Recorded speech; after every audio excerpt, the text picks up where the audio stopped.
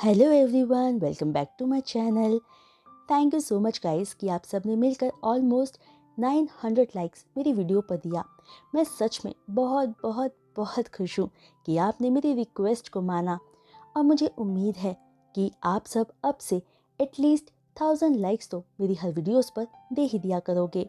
ये एक family member का अपनी पूरी फैमिली से रिक्वेस्ट है, तो ये मैं अब आप सब पर ही छोड़ती हूँ।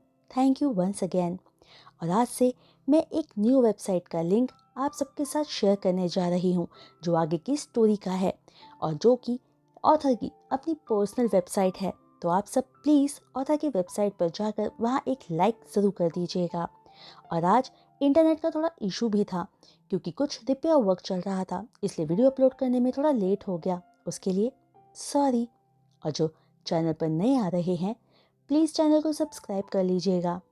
अब आप सबका और ज़्यादा वक्त ना लेते हुए चलिए आज का एक्सप्लेनेशन हम शुरू करते हैं। लास्ट पार्ट में हमने देखा था कि जान को यीबो की मैरिज के बारे में पता चल जाता है। वहीं वोंग चिरैन यीबो से उसके वाइफ को डिनर पर लाने को कहता है, जिस पर जान सिर्फ फई के लिए पहली और आखिरी बार मिसेस वोंग बनकर यीबो के साथ डिनर पर जाने के लिए तैयार हो जाता है।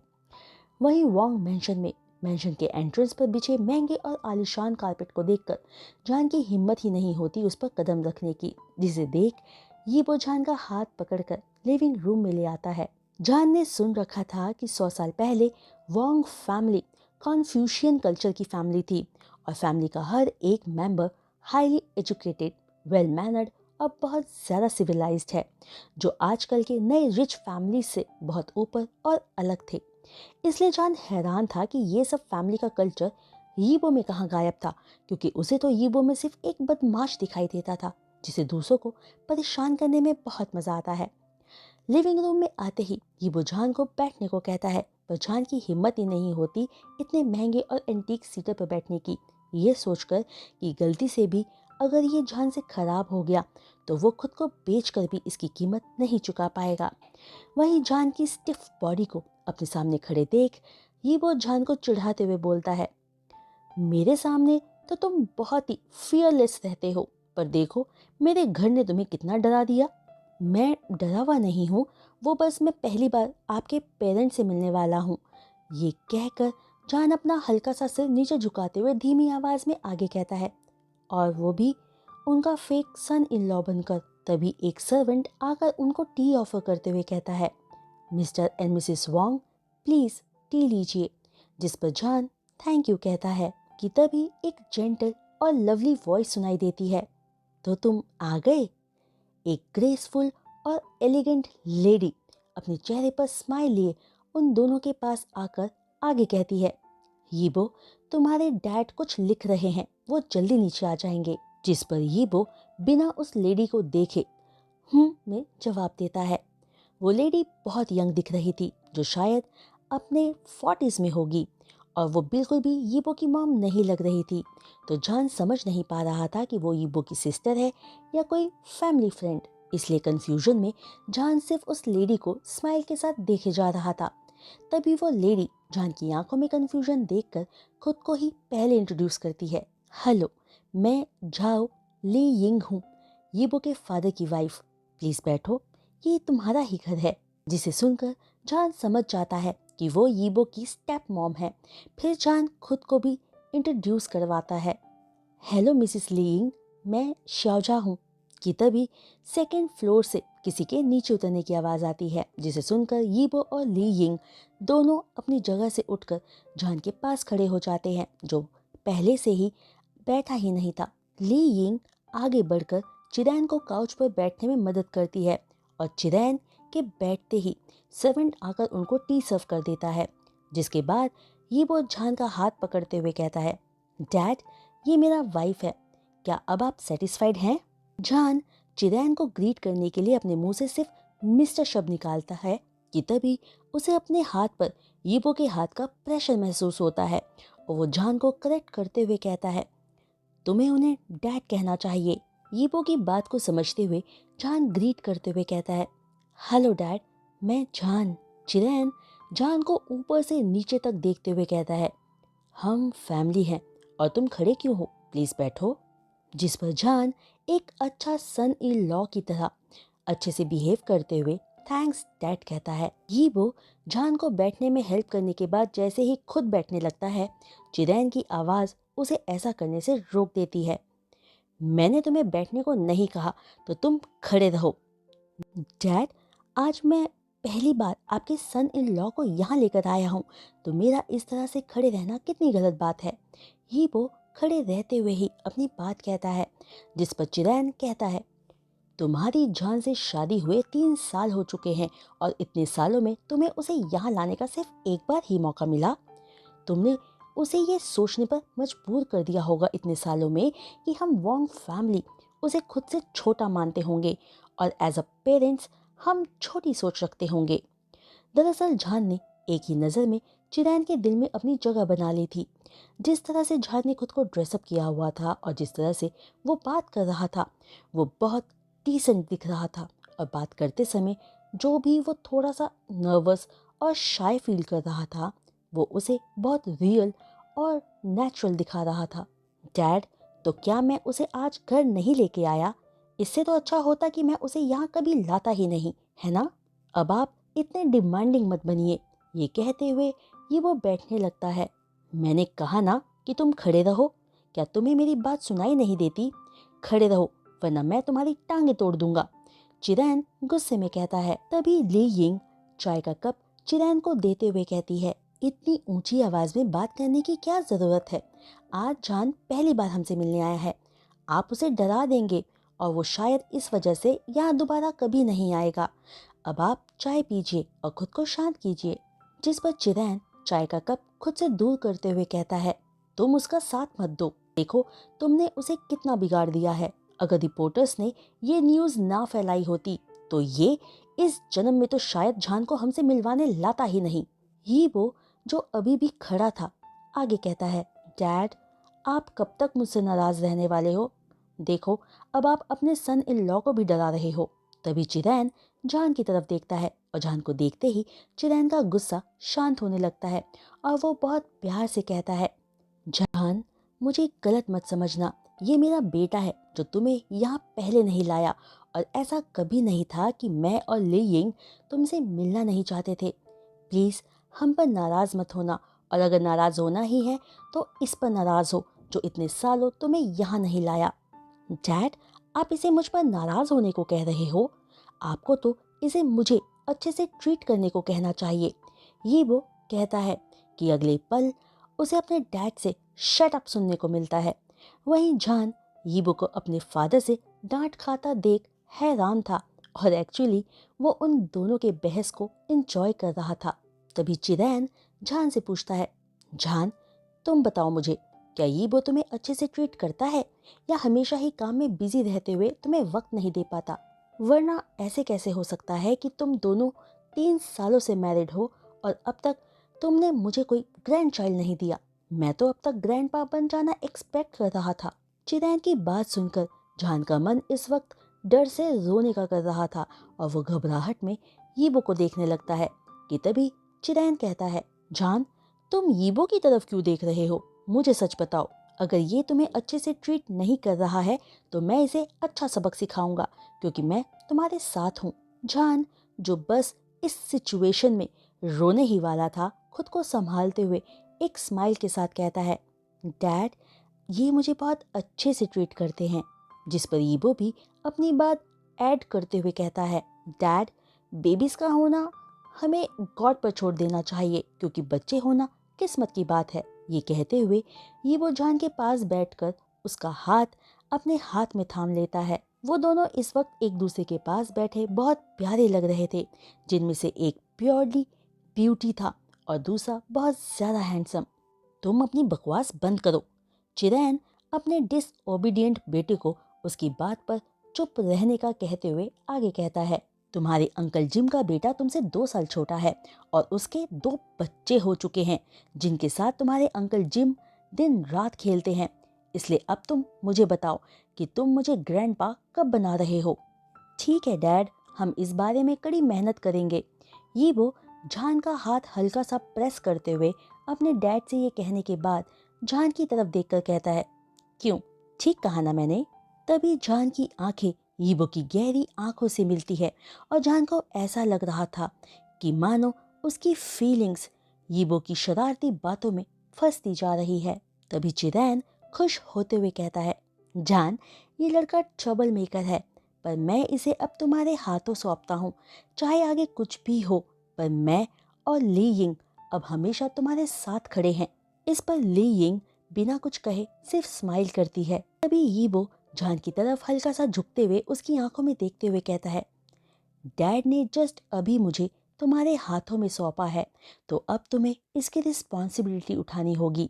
जान को इस समय ऐसा लग रहा था कि उसके सामने बैठा वांग यीबो एक परफेक्ट हस्बैंड है और जान उसकी आंखों में उसका कीमती खजाना। जान यीबो की तरफ खुद को मेल्ट होता सा महसूस कर रहा था कि तभी खुद को संभालते हुए यीबो से नजरें चुराकर जान कहता है, अब यहाँ विक्टिम बनकर मत दिखाओ, जबकि यहाँ तुमने मेरा फायदा उठाया है। अपने सन और सन इन लॉ को सामने हंसते खुश होते बात करते देख चिरैन बहुत खुश होता है। तभी ली यिंग अपने पास से एक गिफ्ट निकालकर जान को देते हुए कहती है, जान, तुम हमसे मिलने आज पहली बार आए हो, तो ये गिफ्ट हम दोनों की तरफ से है तुम्हारे लिए, प्लीज इसे ले लो। जिसे देखते हुए जान ना में अपना सिर हिलाते हुए कहता है, ये तो बहुत एक्सपेंसिव है, मैं इसे नहीं ले सकता। तभी चिरैन उस गिफ्ट की वैल्यू जान को समझाने के इरादे से कहता है, जान, ये जेड नेकलेस यीबो की बायोलॉजिकल मदर का है, जो वो यीबो के लाइफ पार्टनर को देना चाहती थी। हाँ जान, तुम्हारे डैड ने बिल्कुल सही कहा है, इसे ले लो, प्रेशर फील मत करो। अगर तुम इसे ले लोगे तो यीबो की मदर को बहुत अच्छा लगेगा। ली यिंग जान को कन्विंस करते हुए कहती है। ये सब सुनकर जान बहुत बेचैन हो रहा था कि वो एक फेक मिसेस वांग होकर यीबो की मॉम का गिफ्ट कैसे ले सकता है। जान का मन इस वक्त वहां से गायब हो जाने का कर रहा था कि तभी यीबो जान को समझते हुए जान को कमर से पकड़कर उसे संभालते हुए ली यिंग के हाथों से नेकलेस लेकर जान को देते हुए कहता है, ये तुम ले लो। Thank you dad. Thank you Mrs Li Ying, John soft tone में कहता है। तभी ली यिंग जान को थोड़ा टेंस्ड देखकर माहौल को बदलने के इरादे से कहती है, जान, तुम्हारी उम्र तो बहुत कम लग रही है। बेशक जान ने फरी को बर्थ दिया था, फिर भी आज तक उसकी शाइनेस और इनोसेंस उसमें पहले जैसी ही थी, जिसकी वजह से वो बहुत प्रिटी और यंग दिखता था।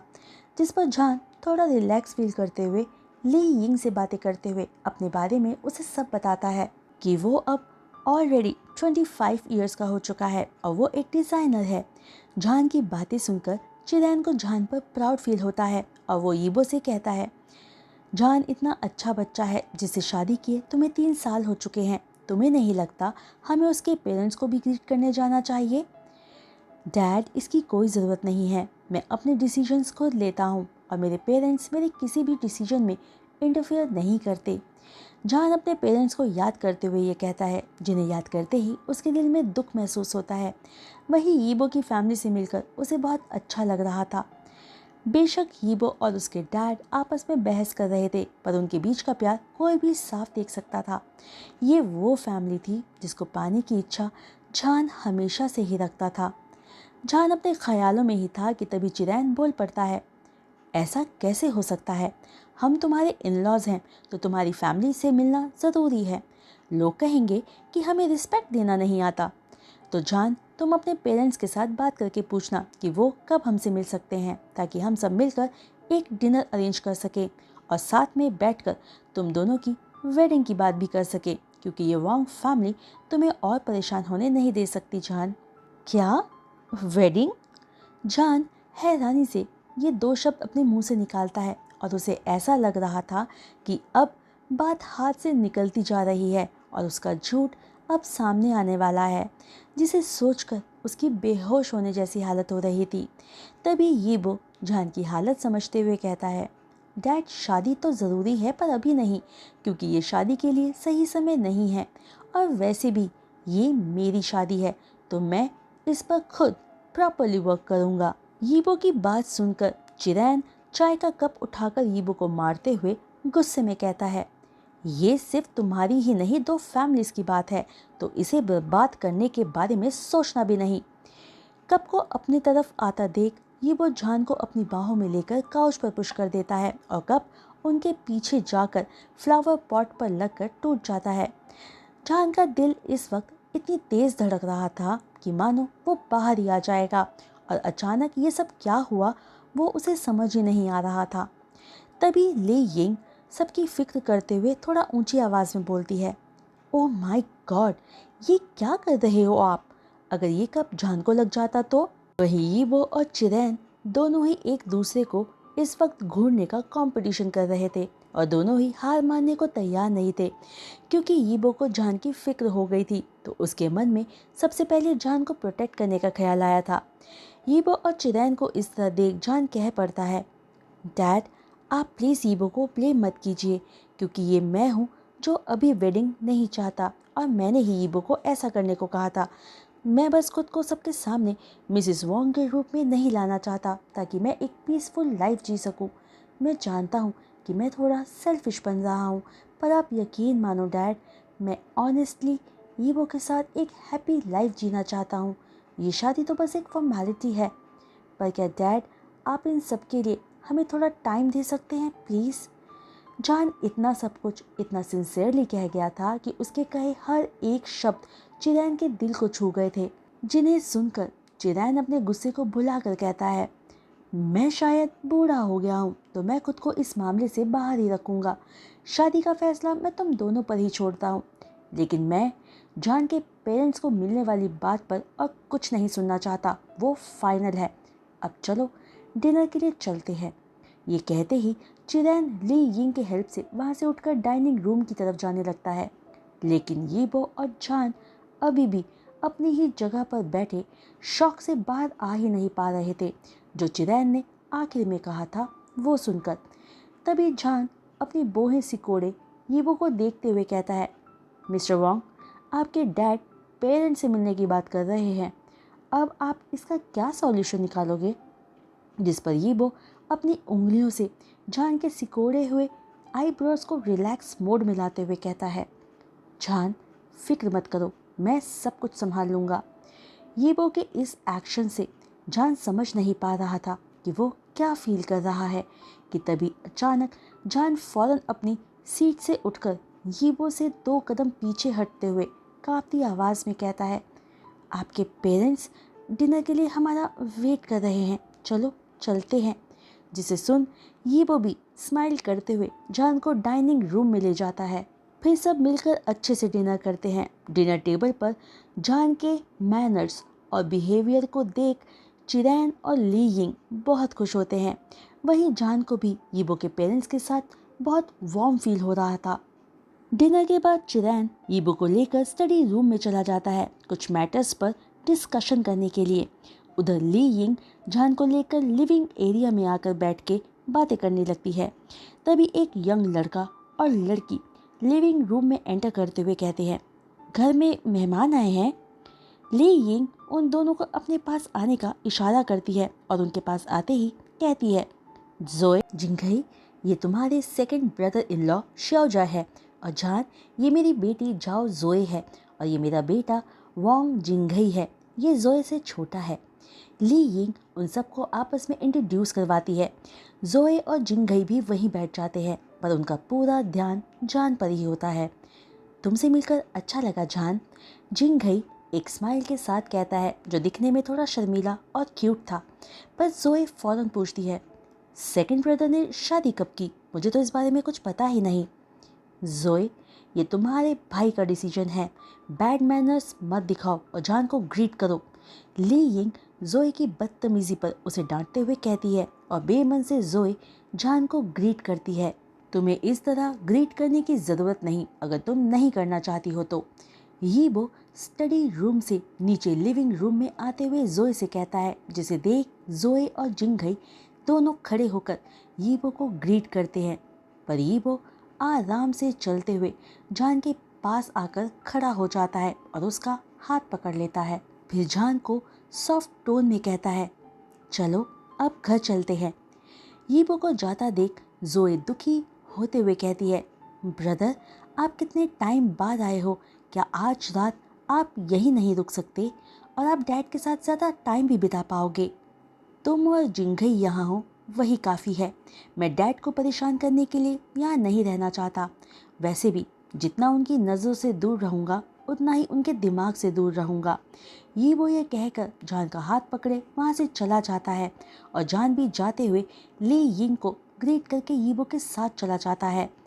यीबो और जान के जाते ही एक अनप्लेजेंट लुक के साथ जोए कहती है, मॉम, ये जान मुझे बिल्कुल भी पसंद नहीं आया। ये सुनकर ली यिंग थोड़ा स्ट्रिक्ट वॉइस में कहती है, जोए, अपनी बकवास बंद करो। जान यीबो का वाइफ है और इस वॉन्ग फैमिली का हिस्सा। तुम ऐसा कैसे कह सकती हो? अगर तुम्हारे डैड ने ये सब कुछ सुन लिया तो तुम पर गुस्सा होंगे और इससे कोई फ़र्क नहीं पड़ता कि तुम जान को पसंद करती हो या नहीं। यीबो और तुम्हारे डैड जान को बहुत पसंद करते हैं, तो अपने शब्दों को सोच समझ कर इस्तेमाल करना। दरअसल जोए जान से जेलस फील कर रही थी और मानने को तैयार नहीं हो रही थी कि जान सच में इतना ब्यूटीफुल है और उसके ब्रदर का लाइफ पार्टनर भी। कि तभी जिंगई एक एप्पल को अपने हाथ में उठाते हुए कहता है, एनीवे, मुझे जान बहुत पसंद आया क्योंकि वो बहुत जेंटल और प्रिटी है, साथ में ही वो भाई के लिए एक परफेक्ट लाइफ पार्टनर है। ये कहकर जिंगई एप्पल लेकर ऊपर अपने कमरे में चला जाता है। जोए जिंगई की बातों को इग्नोर करते हुए आगे कहती है, मॉम, जीशुन चाइना आने वाली है और सब जानते हैं कि वो भाई को कितना प्यार करती है, तो वो पक्का से जान को शांति से जीने नहीं देगी। लेकिन इन सब का तुमसे कोई लेना देना नहीं है। तुम बस अपने काम पर ध्यान दो और ये बात याद रखो कि हम सब एक फैमिली है। ली यिंग जोए को सीरियस फेस के साथ समझाते हुए कहती है और अपने कमरे में चली जाती है। वहीं जोए अपनी ही जगह पर खड़ी रह जाती है। दूसरी तरफ यीबो जान को जैसे ही होटल के एंट्रेंस पर लाता है, जान अपनी सीट बेल्ट खोलते हुए यीबो से कहता है, थैंक यू और अपना वादा याद रखना कि ऐसा दोबारा नहीं होगा, बाय। ये कहकर जान होटल के अंदर चला जाता है और यीबो होटल के फाउंटेन पर एक राउंड लगाकर जैसे ही एग्जिट की तरफ जाने लगता है, उसे अचानक एक छोटी सी फिगर फाउंटेन के पास बैठे हुए दिखती है। यीबो फौरन अपनी कार का ब्रेक लगाकर कार से बाहर आ जाता है और फाउंटेन की तरफ जाने लगता है। उस छोटी सी फिगर की बैक यीबो की तरफ थी, जिसकी तरफ बढ़ते हुए यीबो देखता है कि उस छोटी सी क्यूट गर्ल ने अपने हाथों में पैंडा डॉल पकड़ी हुई थी। वो एक ब्यूटीफुल परी की तरह लग रही थी। यीबो उसके बराबर बैठकर उसकी अटेंशन अपनी तरफ करने के इरादे से उसका नाम लेता है, फई।